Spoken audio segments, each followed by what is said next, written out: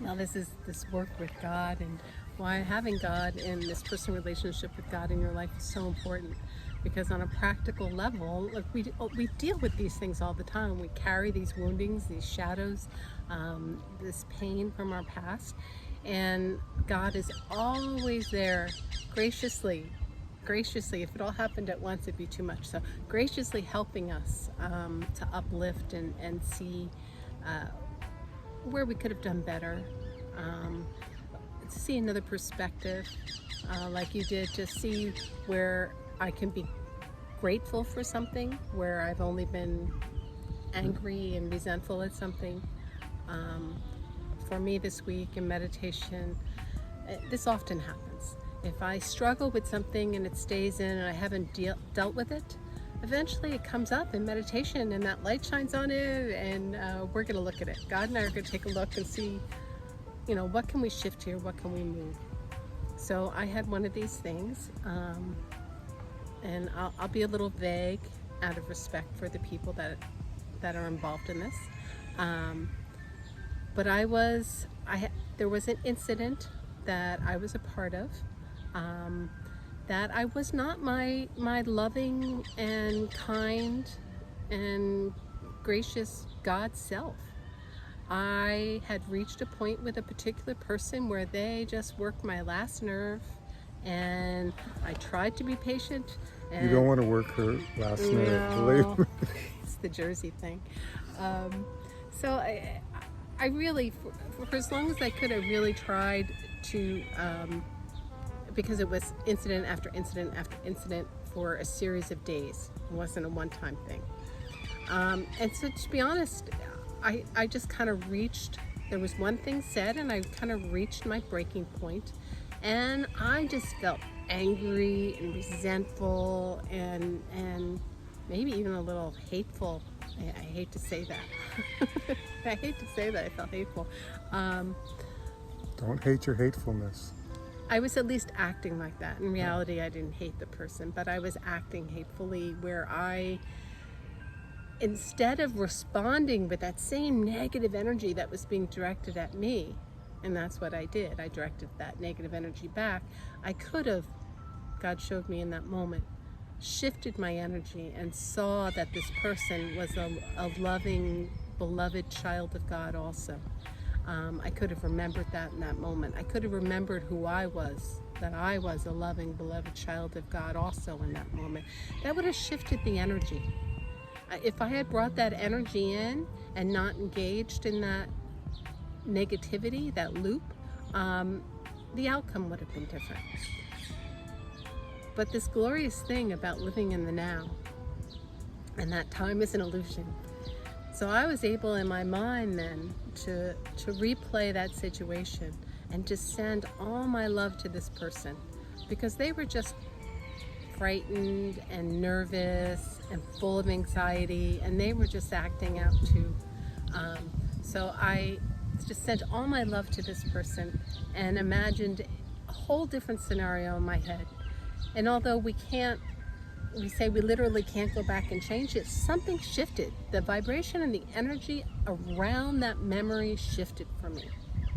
And I was no longer, when I think about it, I was no longer like, ugh, I didn't have that in me anymore. When I think about it now, I feel a freedom and a love that's present.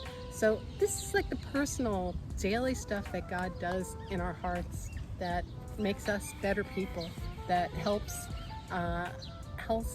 us when we stray away from walking in love and light. And we're not perfect. Perfection is only a bright star to follow. We're working toward that. It gives us a guidance. It helps us, see where we need to go. But it's okay when we're not there. So I forgive myself for how I acted that day. I visualize putting love into that situation and reacting with that. And I shifted the energy. And so now, today I feel better. I have room to breathe. It's like I can breathe deeper, which is interesting. But that's when God does this work, and whatever darkness or anger was in there, and God comes in and lights it up and something gets released. Literally, I feel like I can breathe deeper. So, glory to God. Glory to God. And it was literally her sharing that story with me that prompted the story that I told you. And that it was the next day in meditation. And we had this phraseology that helped me visualize it, which is, what are those dark files that you're carrying in your past? Like if you went through the files of your memories, and there's some that are just dark. And you may say, well, I don't want to go in there, and that was a horrible thing, and don't you dare make me try to change it. Or forgive it. Or forgive it. But you carry it with you, and it's present with you. And it's the darkness in it is a weight. So by going back and opening that file and not looking at it as if, not looking at it with rose-colored glasses, but casting a light in it and seeing the more of it and seeing what you can learn, what you can see that you never saw, and what you can learn so that you could take that awareness with you in light into the present moment, but release the darkness as a heavy negative energy that you carry because of that. And why wouldn't you? Well, once you go through this process, you roll up your sleeves to want to do this work We get because excited about it. because you're set free more and more. It's as if as if we really want to go on these high seas, and there's all these places we want to go, but we've got all these anchors, and then we stubbornly say, no, I'm not going to let go of the anchor. Well, letting go of the anchor is what sets you free to enjoy the greater seas and to go to the greater destinations that you actually want to go to. And sometimes we don't know that it's those hidden things that we haven't faced that's holding us back. And so we're actually just illuminating and setting ourselves free. And then also it becomes in our awareness.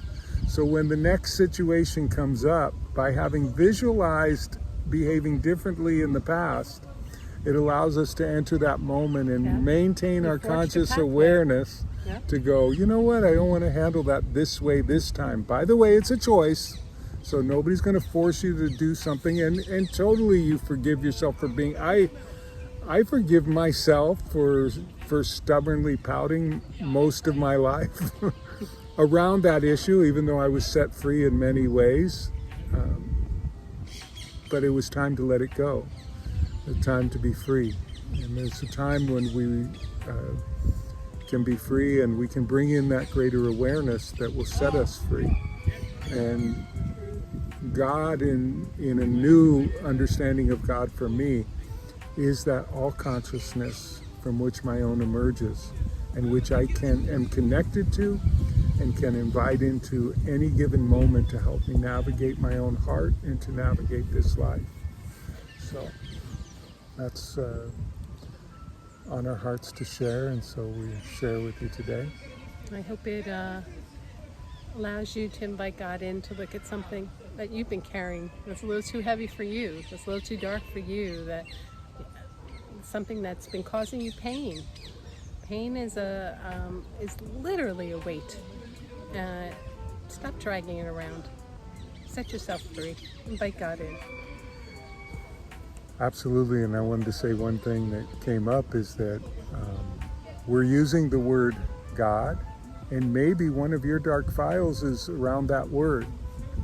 So feel free to change the word to something that you can relate to, because it's a fluid thing, and it's not stuck by one name, one word, one designation. It's literally about you opening up to your understanding through direct experience.